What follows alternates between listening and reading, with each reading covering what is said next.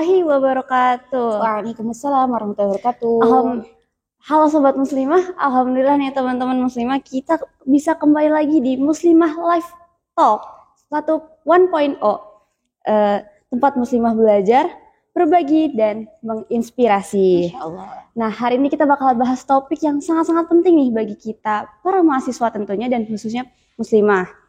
Nah, pernah nggak sih kalian melihat orang yang gelarnya itu sederet, gelarnya itu sampai 2 baris, tapi ketika dia bicara ataupun dia berperilaku tuh rasanya kayak kok kayak kurang banget ya adabnya, kayak nggak sebanding gitu loh sama gelarnya. Nah itu tuh aku sering banget menemukan hal-hal yang seperti itu sekarang ini. Padahal ilmunya tinggi loh, tapi kok adabnya kayak nggak ada ya. Nah itulah masalahnya, banyak sekali teman-teman kita mungkin semakin tinggi ilmu justru akhlaknya jadi ketinggalan, karena jadinya seperti menukarkan ilmu itu dengan kesombongan. Seperti itu. Nah, oleh karena itu kita akan bahas hal ini di Muslimah Live Talk dengan tema akhlak versus gelar ketika ilmu tak sejalan dengan etika. Dan tentu saja aku, Putri Hanin Sabita, sebagai staf kemuslimahan UKMKI 41, ditemani sosok yang bukan hanya kaya ilmu, tapi juga sangat-sangat luar biasa dalam adabnya. Beliau adalah Kak Mir'atun Nisa. Halo, salam kenal sahabat semuanya. Namaku Mir'ah. Iya. Nah, kalau teman-teman tahu nggak sih, Kak Mir'ah ini sangat-sangat luar biasa loh. Karena beliau ini aktif banget di kegiatan sosial dan keislaman juga. Beliau dulu pernah menjadi bendahara umum di UKMKI 38. Lalu beliau juga pernah menjadi Dewan Pembina Pesantren Quran Erlangga. Lalu prestasinya juga bukan main. Bahkan beliau memenangkan berbagai lomba dan sampai menjadi speaker dalam internal conference di Turki. Masya Allah sekali nggak sih? Dan sekarang kesibukannya itu sedang menjalani perkuliahan S2 di Magister Sains Ekonomi Islam Unair. Assalamualaikum Mbak. Waalaikumsalam warahmatullahi wabarakatuh. Gimana kabarnya? Alhamdulillah. Alhamdulillah, senang sekali bisa bertemu dengan teman-teman sahabat muslimah semuanya, insya Allah. Masya Allah, Alhamdulillah. Sekarang kesibukannya selain S2 ada apa lagi nih Kak? Kalau sekarang sedang tesis ya, karena sudah di akhir dan mengerjakan beberapa proyek bersama dosen di Ekonomi Islam Unair. Masya Allah, sangat-sangat luar biasa, produktif sekali beliau. Amin, ini. amin. Oke, mungkin biar lanjut aja, aku udah penasaran banget nih, ada banyak banget pertanyaan yang pengen aku sampaikan ke Kak Mir'ah. Semoga bisa menjawab ya. Insya Allah, ya amin. Langsung aja ya, aku tuh sedikit cerita, aku tuh beberapa kali tuh mendapati nih orang-orang yang gelarnya tuh tadi ya banyak, tapi kalau ngomong ataupun berperilaku tuh rasanya kayak menyakiti hati orang lain gitu. Padahal beliau ini adalah orang yang sangat berilmu seperti itu kan. Nah itu sih, dan kayak ya intinya kurang banget lah dari adabnya. Nah menurut kakak sendiri tuh aku pengen tanya akhlak itu menurut kakak seperti apa sih sebenarnya akhlak yang harus kita miliki gitu sebagai seorang muslimah tentunya. Terima kasih Hanin sebelumnya untuk pertanyaannya. Nah ini juga menjadi pelajaran ya buat aku sendiri tentang bab akhlak dan ilmu. Nah ini berat ya bisa dibilang karena kita harus mencari tahu linearitas antara akhlak dan ilmu itu seperti apa. Nah kalau how define ya, bagaimana sih sebenarnya mendefine kata akhlak sendiri. Sebenarnya akhlak itu kan dalam bahasa Arab itu dari kata kholako itu ya. Kholako itu banyak konteksnya loh. Kalau misalkan kita dengar Allah itu disebut sebagai kholik, pencipta. Nah kemudian kita sebagai ciptaan itu disebut makhluk kayak gitu. Nah berarti kata akhlak itu juga ada deket-deket gitu ya. Pasti kalau bahasa Arab itu dalam satu rumpun itu ada maksud kayak gitu. Dan termasuk kata akhlak itu adalah sesuatu yang melekat gitu, menjadi sesuatu yang di core dalam diri seseorang dan itu berimplementasi atau ada hubungannya dengan bagaimana dia berperilaku, bagaimana dia bertindak dan sebagainya seperti itu. Jadi itu asal kata dari akhlak itu sendiri. Nah, yang perlu Hanin tahu dan teman-teman semuanya tahu bahwa akhlak itu berbeda dengan adab. Nah ini juga dari pertanyaan ini aku jadi kayak banyak merenung gitu ya. Apakah akhlak itu sudah linear gitu dengan adab gitu. Nah kalau teman-teman tahu adab itu kan sesuatu yang jadi Ustadz Adi Hidayat itu ya pernah menyampaikan perbedaan antara adab dan akhlak. Adab itu adalah sesuatu yang tumbuh karena belajar. Jadi kita mendidik, kita sekolah itu untuk menumbuhkan adab.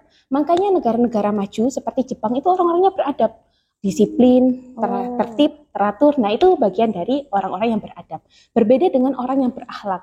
Nah, orang yang berakhlak itu bukan tumbuh dari sekedar belajar, tapi tumbuh dari keimanan dan ibadah kayak gitu. Jadi ketakwaan kita, keimanan kita saat bertambah itu akan berpengaruh kepada akhlak diri kita seperti itu. Nah, ini hal yang mungkin kita sering keliru. Orang kadang beradab tapi tidak berakhlak. Nah, itu hal yang berbeda dan tidak bisa serta-merta didapatkan dari dunia pendidikan seperti itu. Jadi tidak ada kaitannya ya, mungkin ada tapi belum sejauh itu hubungan antara pendidikan yang kita ketahui saat ini dengan pengembangan karakter atau akhlak dari seseorang.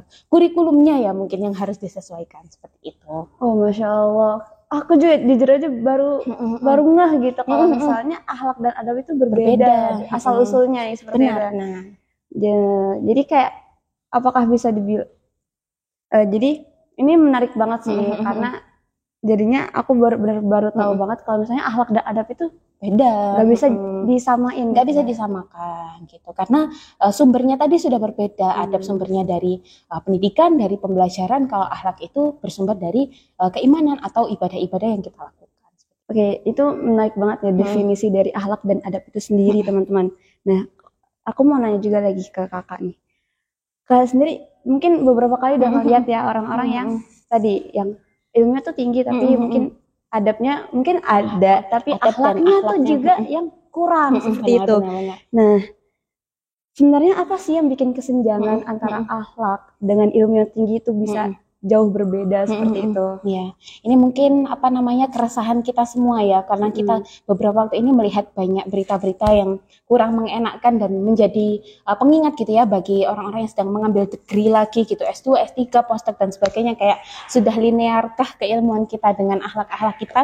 Contoh beritanya seperti mungkin tahun lalu Mbak belum menspesifikkan ya untuk datanya, tapi ada PPDS dari Undip yang meninggal karena perundungan. Pernah dengar? Iya, pernah. Nah, itu berarti padahal PPDS bisa kita bilang sebagai pendidikan tertinggi dari jurusan paling elit ya kedokteran, tapi ternyata masih ada perundungan di sana. Nah, itu kan akhlaknya seperti apa gitu ya, antar manusia, bagaimana dia memperlakukan juniornya dan seterusnya. Kemudian beberapa waktu ini yang paling mengenaskan dari kampus ternama gitu ya, ada seorang guru besar yang berbuat tidak pantas gitu ya kepada mahasiswanya saat bimbingan. Nah, ini juga ya kemana letak akhlak, di mana letak akhlak saat ilmu itu sudah mencapai di puncaknya bahkan seperti itu.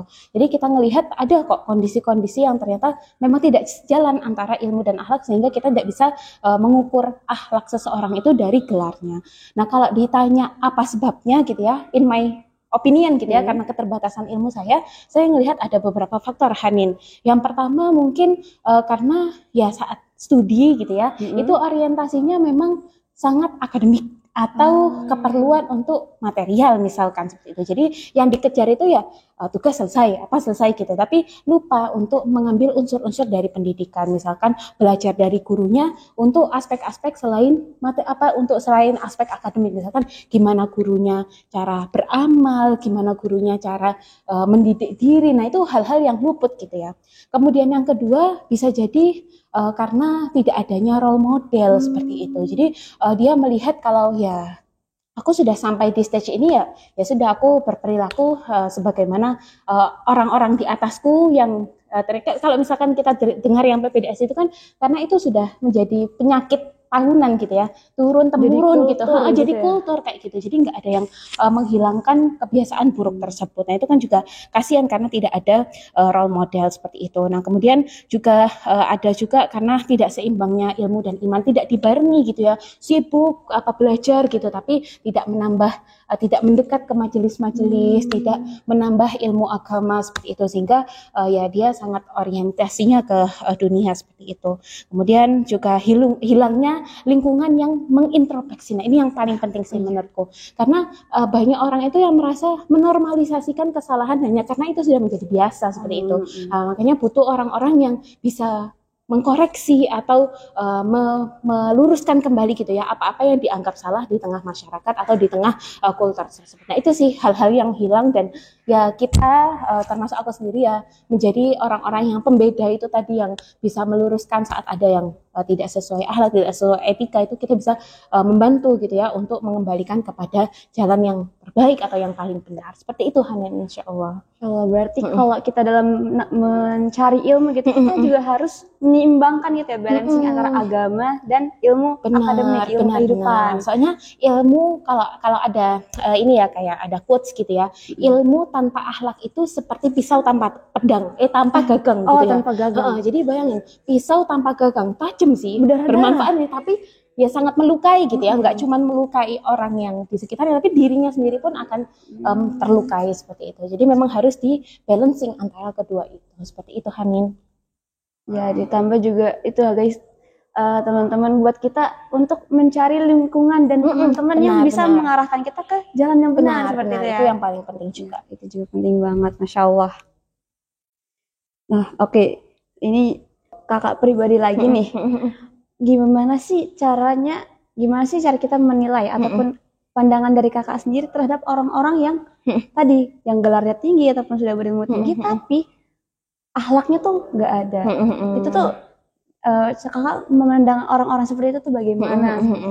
Ya baik Hanin. Jadi terkait orang-orang yang mungkin berilmu secara kepakaran ya, mungkin beliau pakar di bidang apa, beliau pakar gitu ya, bahkan mendapatkan predikat di situ, mendapatkan gelar, tapi secara hubungan sosial spiritual itu masih kurang gitu. Kalau saya sendiri melihat itu seperti bangunan yang megah tapi pondasinya rapuh gitu ya. Jadi buat orang wah gitu ya, orang wah, tapi dia sendiri mungkin tidak selesai gitu ya dengan dirinya sendiri, sehingga melakukan perbuatan-perbuatan kecil itu terasa mudah gitu ya, kayak gitu.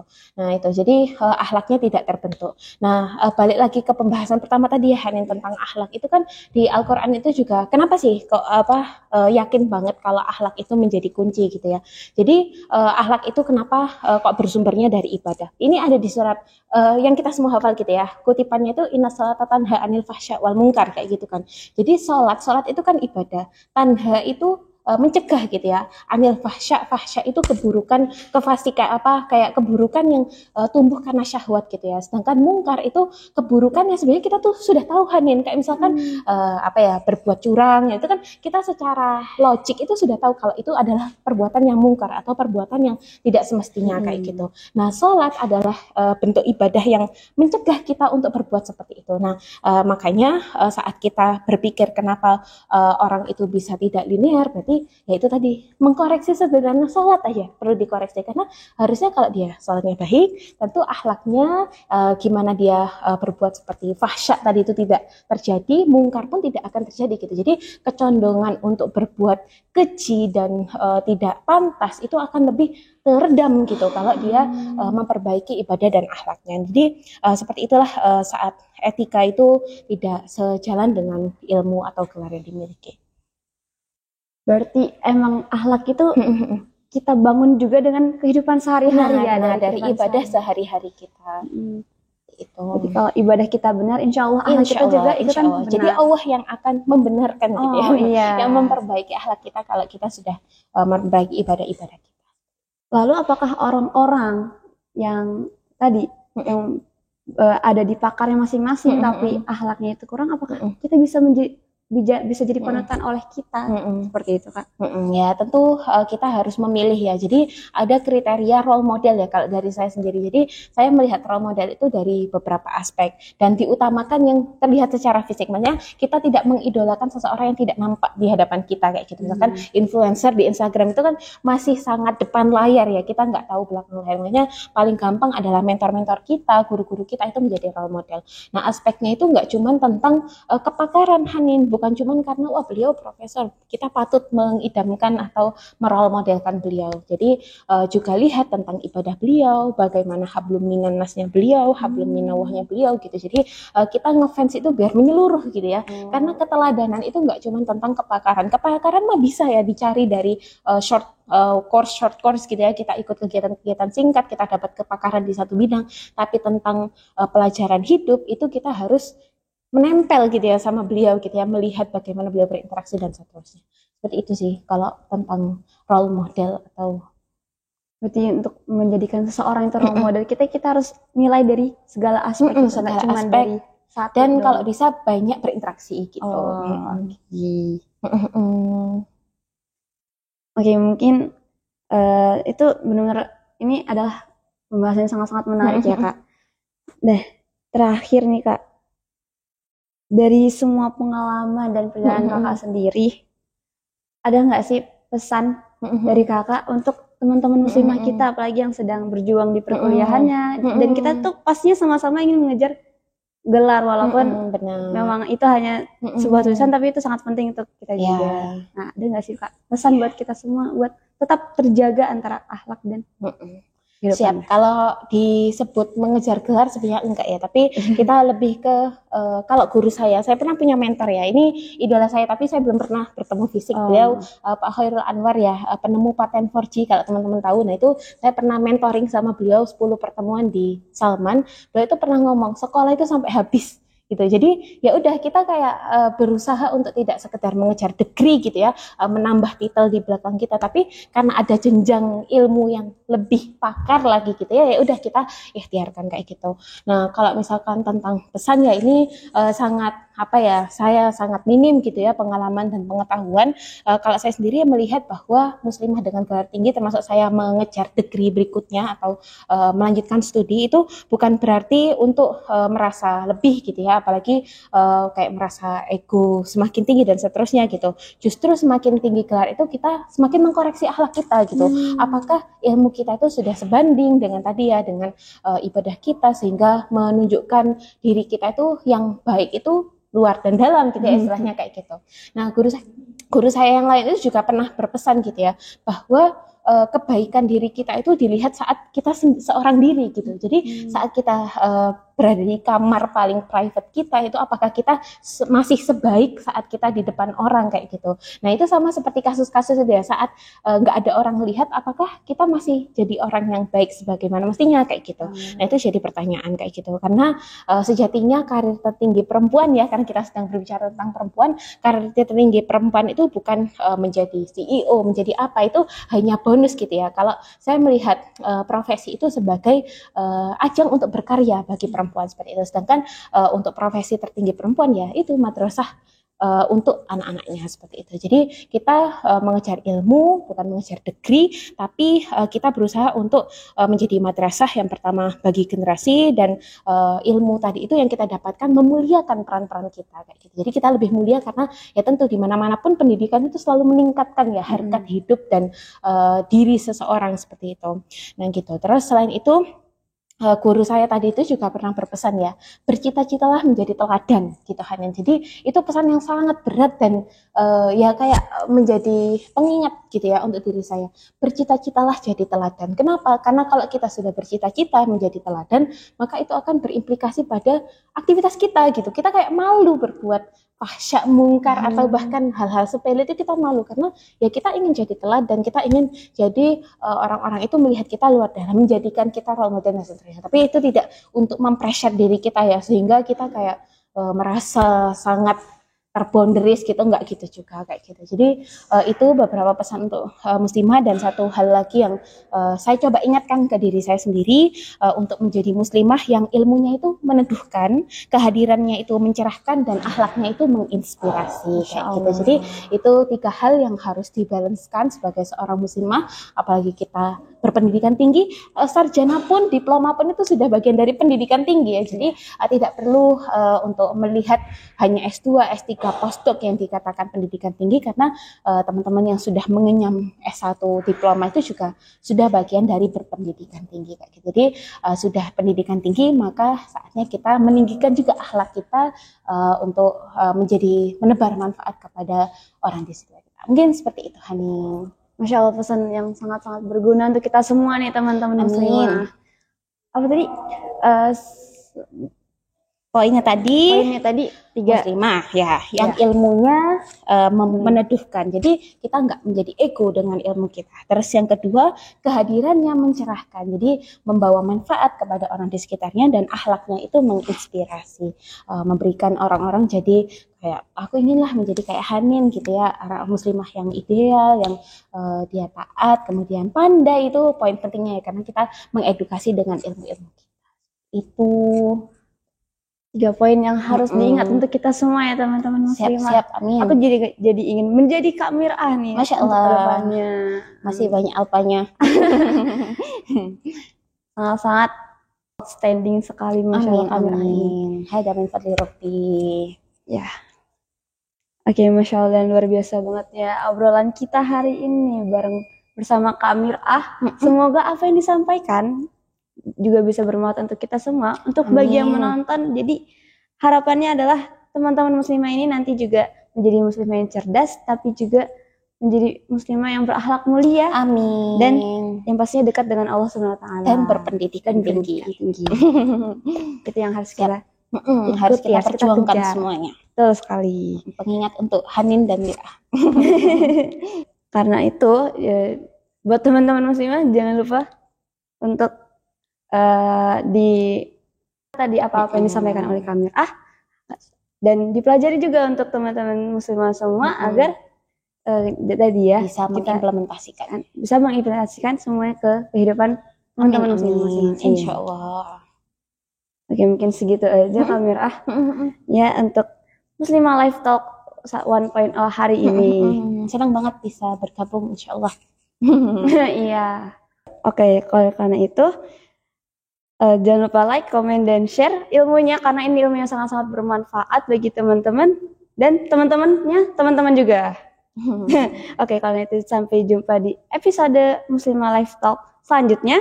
Aku Putri Hansabita pamit undur diri. Wassalamualaikum warahmatullahi wabarakatuh. Waalaikumsalam warahmatullahi wabarakatuh.